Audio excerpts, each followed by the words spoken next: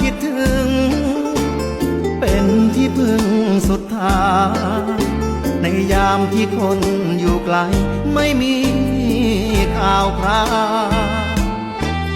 แค่คิดว่าใจก็ถึงนั่งซึ้งมองฟ้าพื้นเก่าวาดภาพเธอบนเมฆขาวในยามที่เราจากลาลายฝันที่เคยวาดไว้ยิ่งไปยิ่งไกลเหลือเกินยามที่สองเราห่างเหินกลัวลืมสัญญางานหนักอยากพักชั่วคราวหอบใจเงาหน้า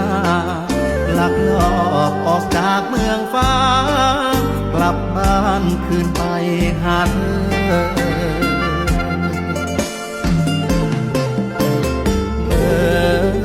ที่พี่เคยโทรถาม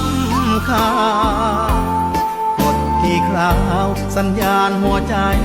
ยังจูนไม่เจอเขาวางเครื่องเอาไว้ไกลหรือใครนั่งคุยกับเธออยู่ไกลใจหวั่นเสมอ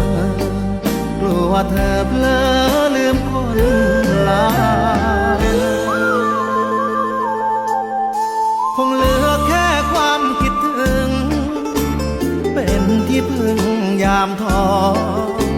ระหว่างที่ใจเฝ้ารอเสียงเธอ